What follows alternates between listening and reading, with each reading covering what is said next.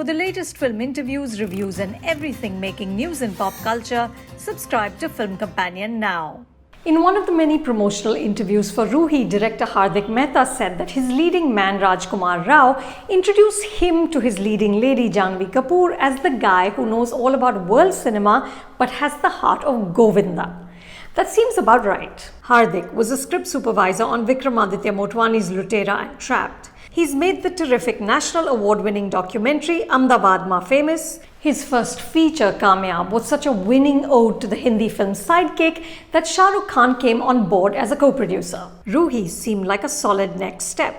A bigger budget, A-list stars, and a world that had already been successfully set up by director Amar Kaushik and writers Raj Nidimoru and Krishna DK in Stree. This had the potential to be all sorts of sparkling. Instead, Hardik's distinct sensibility has been flattened out by a film that wants to juggle many balls. Horror, comedy, feminist messaging, a love triangle, a bromance, but ends up dropping almost all of them. Like Rajan DK, Ruhi writers Mrigdeep Singh Lamba and Gautam Mehra also go back to folklore.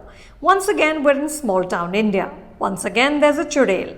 She's a Mudiya Pairi, which means her feet are backward.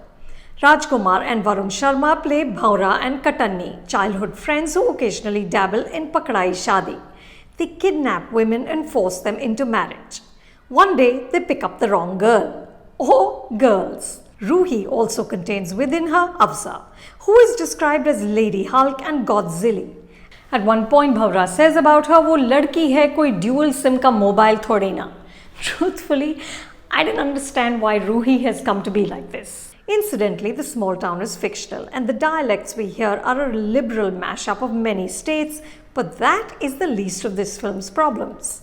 The film tries to continue in the tradition of feminist horror forged by films like Bulbul, Pari and Stree. Mrigdeep and Gautam use Ruhi's story to deliver a message of self-acceptance and finding your inner strength.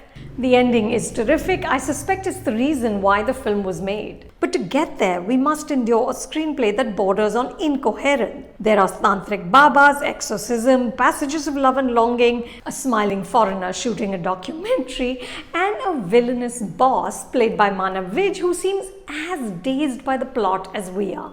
Snatches of Hindi film songs are used to create comedy. At one point, Sagar Jaisi Aankhon Wali plays. And of course, there's the DDLJ Palat scene.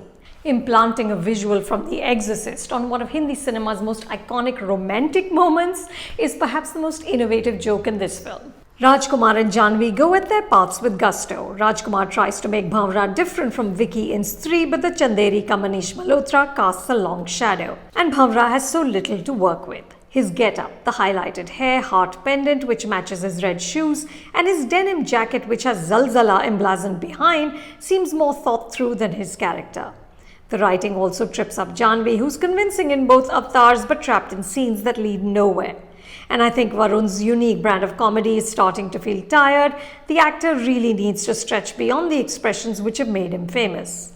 There are flashes when you see the film that Ruhi might have been. So early on in the film, Ruhi is demolishing these platefuls of food, a little detail that just gets lost in the cacophony. The idea that Katanni falls in love with the Chudel also had delicious possibilities.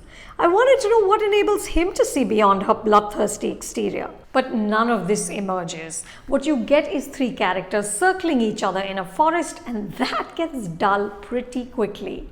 Ruhi is playing at a theatre near you. Don't forget to wear a mask.